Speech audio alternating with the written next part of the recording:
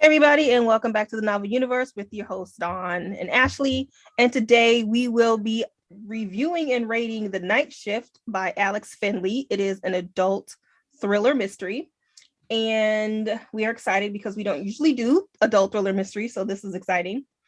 If this is your first time here, welcome. Ashley and I review popular books, and we will rate it first. And then we will talk about what we liked. Oh, no, what we didn't like first. And then we'll end on a positive note on what we liked. And then we'll go into a spoiler edition. We will let you know before we start spoiling the book. We are also inviting you to follow us on Instagram. And we do post these videos, our review videos, to YouTube. So if you want to see us rather than listen to us, you can go find us on YouTube. I usually post like a week later. Our next book will be Gallant. Is it Gallant or Gallant? I think it's Gallant. Gallant. If you hear somebody talking in the background, sorry, my mom is doing her religion. All right. Are you ready? Are you ready for The Night Shift? Oh, Let's do this description really quickly. All right. It's New Year's Eve, 1999, and Y2K is upon us. I'm going to skip a lot of that part.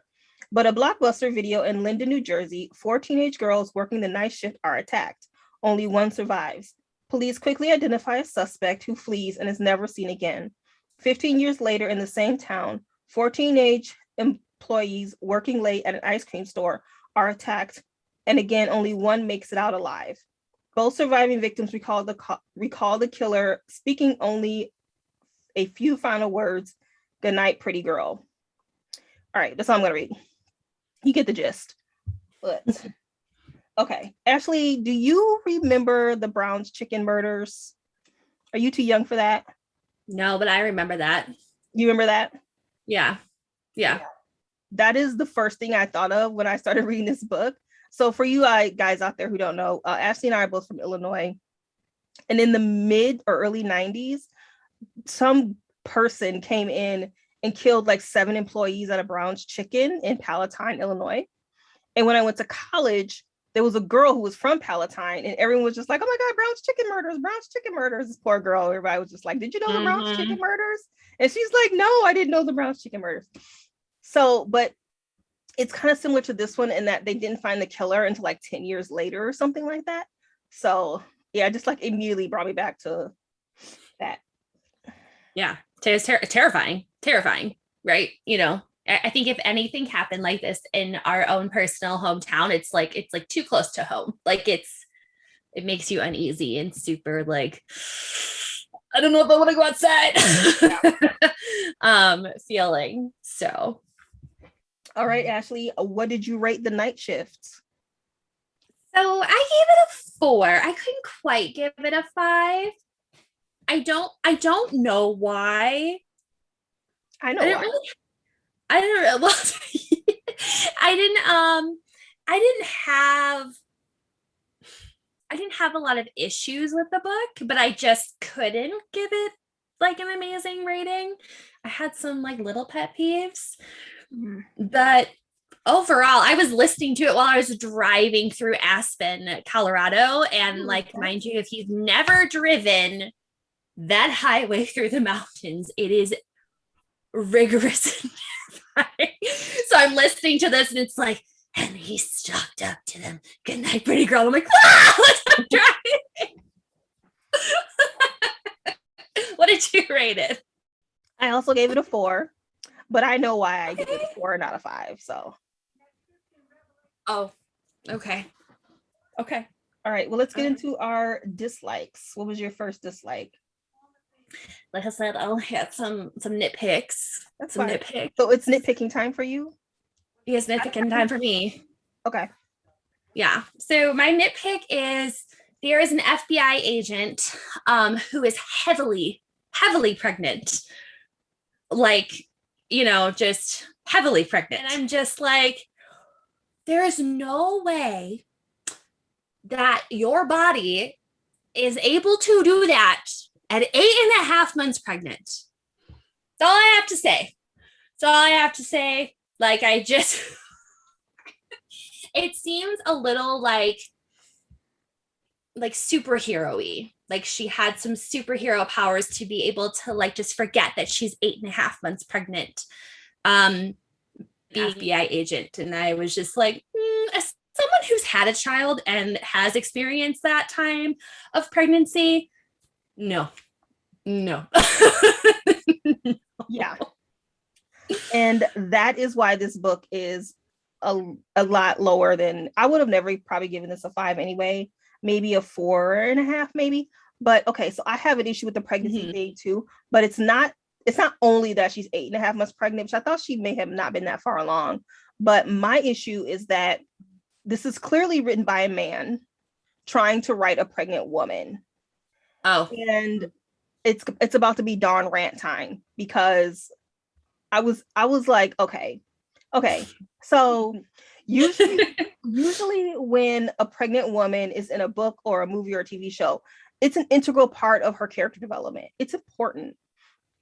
And I felt like with this book, it was just kind of him trying to do something different. Oh, I'll make her pregnant. And then her whole character arc is she can feel some movement. But there was no backstory of her like miscarrying one time and she didn't feel movement. Like there's nothing to substantiate the whole, oh, it's moving thing. It's just one itty bitty little thing. And this woman could have been 5'2" and it wouldn't have made a difference. She could have been in a wheelchair. She could have been blind and deaf. Like her pregnancy added 0 to the impact of this book. And it's because it's written by a man who did not have any input about being a pregnant woman and what that feels like. Yeah. He's trying to write something that is completely outside of his area of knowledge. You know, and it showed. It was like, I was okay that this person was pregnant because I'm like, oh, good for you. Woman's doing her career. She's doing her thing. She's also going to be a mama. Good for her. But the way that he wrote her, I was like, okay, now you're like stripping her of this most amazing, beautiful part of like what a woman's body can do. And having her do extremely like intense parkour things. That is not okay. Like, but I'm serious though. No FBI agent would be on a scene that pregnant because it's a liability. They would not have her there that heavily pregnant. They wouldn't. I agree, man. That's all I have to say. I will say, and I bring this up only because I recently watched Inventing Anna. So like I was trying to think of a TV show a movie where this has happened and it was done well, because once again, if a woman is pregnant in a show, there's a reason for it. It's important to her character. And in Inventing Anna, the main character is pregnant. She's 8.5 months pregnant. And she is just in denial the entire time. She has not done up her nursery. She doesn't go to her doctor's appointments. She works too long. She's not eating healthy. Like she is just not prepared for this baby. And the reason it develops over the course of the season is because it's not a spoiler or anything, but she was hoping to be far along in her career at this point before she became a mother. And something happened where she's not as far along in her career as she wants to. And she's upset about it. And so she's just like in denial with this baby because she's trying to get her career going. She's focusing so much on her career. She's trying to like put the baby in the back burner, even though she's about to give birth any moment. That's how you develop a pregnant woman. Not because I felt the baby move. Like, dude, come on. We're not stupid here. It was a little patronizing. I was just like, it's like he was like, ew, look at me. I wrote a pregnant lady in my book. Are you happy, ladies? I don't know. I shouldn't be like that. I don't know this man, but it made me angry. No, but it also lacked in her clout as the one of the main characters, because I thought she had like a different connection to the story than she did. And that's all I'm going to say. I thought that there was more to why she was brought in. Do you know what I mean? Yeah. And like her pregnancy was just like showcasing where she was in her life. Not that being her main thing about herself. Do you know what I mean? Yeah. because all of the other characters have like this higher clout because of X, Y, and Z. And that's why they are who they are. Mm-hmm. Yeah, that makes sense. Yeah, I was waiting for that.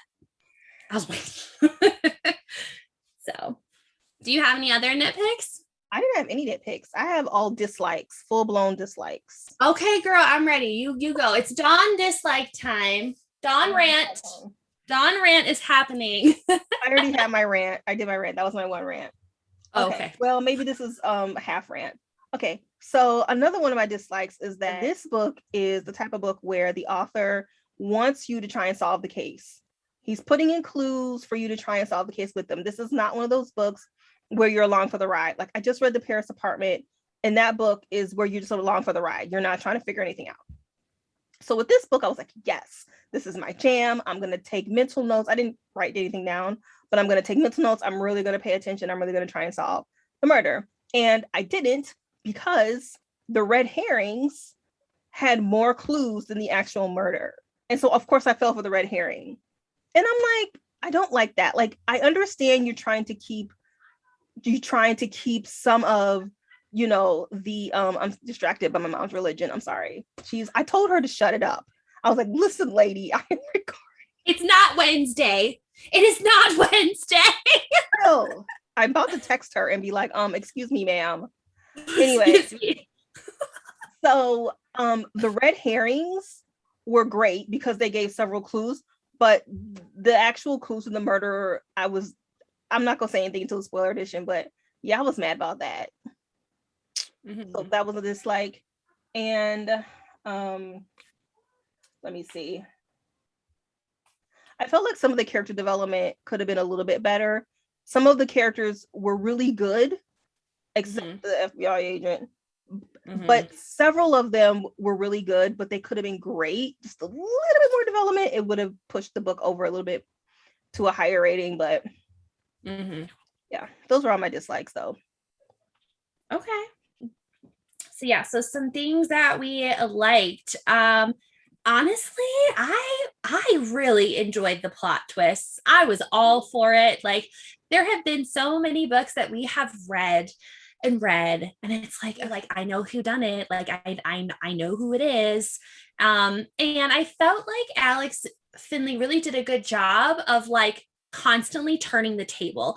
We're constantly looking at someone else because this clue was brought up, or you have an ultimatum, or, you know, maybe it was this person. And you really start to think like, was it so-and-so? Was it not? Maybe, I don't know. Like, and especially with one of the main characters, Chris, and his obsession with the vlogger. That's all I'm going to say. Like that whole twist right there was one of those things that I was so in for because it was very unique to him as a character. And then even, you know, with Ella, who's the therapist and everything like that, like she had her own twist going on in the story. And it's just, yeah, I thought he did a good job because I was on the edge of my seat because I really did not, you know, peg who it was supposed to be at that point in time. Yeah. I was too distracted. Unlike the last book that we just read, where it was like, really, you know, we know who did that. Like, yeah, I agree. This book kind of read like a movie or a TV show. Just like the pacing was done really well. The twists came in at the right time. They were not predictable twists. I too did not guess, and even if I had I wouldn't have been upset about it because he wants you to try and guess. That's the whole point, is try and figure out who the killer is. Yeah. So even if I had it wouldn't have made it predictable. It just would have been like the book was written well because it laid out, you know, the clues really well. I have been watching a couple of booktubers talk about this book, and some people are like, I guess the killer right away. Okay, just because you guess the name off the top of your head does not mean you guess the killer. I call bullshit on that. So if that's you, I call bullshit on that. That don't count. You have to use the clues anyway. Yeah. I like the twists and turns. It was especially the FBI agent's assistant Like he seemed like he just came right out of a movie. And Atticus. I loved Atticus. Yes. I was like, okay, I am all in. Yeah. Yeah, I agree with you. If you spotted who it was right away just based on a feeling, no. There were too many feelings happening that you could have guessed like at least 10 of them to be the person who done it. No. No. Mm-mm. I really liked Ella. I thought that she was an interesting character because she was a therapist, yet she was incredibly flawed. Like this girl needed therapy herself, and she was self-aware. Like she knew she was a shitty person and what she was doing was not okay, yet she didn't seek help for whatever reason, and yet she was helping teens. Mm-hmm. Like I don't know how realistic that is for an actual therapist to counsel people when they have some serious trauma that they haven't dealt with, but it worked for the book. Yeah. And I agree. But I think the thing that gave her like the upper edge with her character is the fact that she recognized that she was flawed, like, and she was very self-aware. It's like, okay, like, so she's hopefully close enough to seeking the help that she really truly needed. But I like a character with honesty. Like, don't lie to yourself. Don't sit there and do X, Y, and Z. Like, own your insecurities and your fears, and that makes you way more credible person. Yeah. You know? So, another thing that I really liked about this book is that I really like the nostalgia. Okay. Blockbuster in the 90s. Like I just pictured it. You could still smell the popcorn and all the candy. Ashley is a lot younger than me. So like you were born in the 90s. I was not. So what's your memory of Blockbuster? So I mean, like we went to Blockbuster every Friday night to get a movie. Like that was the thing, in the VHS section to pick it out. And I remember like, the Warren Town like printed covers, and all of that. But I remember the Blockbuster in Zion and the one in Waukegan. That was like the one that was like a little bit newer to go to for a while. And then even when I went to college, there was still a Blockbuster close by. And so it was before they went ultimately bankrupt, like all over the country and like completely shut down because, streaming and everything like that started to happen. So yeah. I'm old enough where I think I was a kid when Blockbuster first started. Like I remember when the Blockbuster in Zion, it's where the AutoZone is now by the Dollar Family Dollar. Yep. Yeah. Before that was a flea market. And then it became a Blockbuster. So I was a kid when it wasn't even Blockbuster. And we were like, yay, Blockbuster. And I remember going in and you would be really sad when there was no empty cases, which meant they were all sold out. That was a bummer. The worst too, when a new movie would come out and they were just all the empty cases across and you're just like, dang it. Yeah. I love Blockbuster. I think I had my own Blockbuster card. Yes. Coins, and yes. It was totally love that because I was brought and I could envision that. And I think that he wrote to people who knew what Blockbuster was. So that little hint to it, I was like, oh yeah. And then even the characters of who worked at the Blockbuster, I was like, I remember those people. Yeah, always teenagers who worked at the Blockbuster. Yeah. Those high schoolers that were just trying to, get a couple extra bucks in their pocket. Oh, but it was so good because I still also remember if you got good grades on your report card, you could go in and you could get on Tuesdays, I think you could get a free movie or whatever it was. Okay. If you had A's. I don't remember that, but A's or B's. Okay. Or whatever. But yeah, I was all for the nostalgia because it wasn't overkill. No. And so I really liked that because it was it wasn't too much down your throat, if you will. Yeah. So I said all my likes. Okay. Just overall, I thought it was an entertaining book overall. Yeah, my last is I really love that this story is told from all of those different POVs. I needed this book, if it would not have been done that way, would not have been as successful as it was. Because I feel like when you are really thinking about a whodunit serial killer style, you have to have those other POVs, or else the story just kind of loses its momentum, if you will, where you have to get really creative to be able to tell that.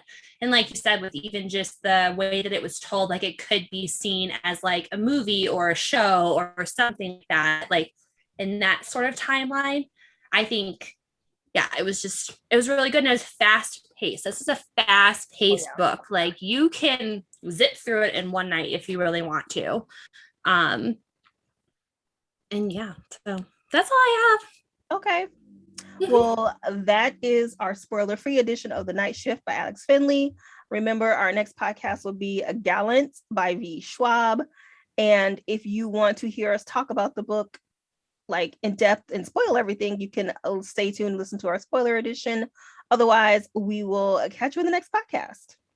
If you are still here, we are going to start. Are you ready for the 5, 4, 3, 2, 1? Have you been practicing?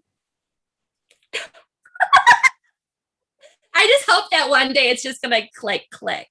All right. Okay, I'm ready. We're gonna start the spoiler edition in 5, 4, 3, 2, 1. Close. See, I did it. I think you were on a delay and I missed it, but yeah, you did it. Yay! Did it. Janet Jackson will be proud. Okay.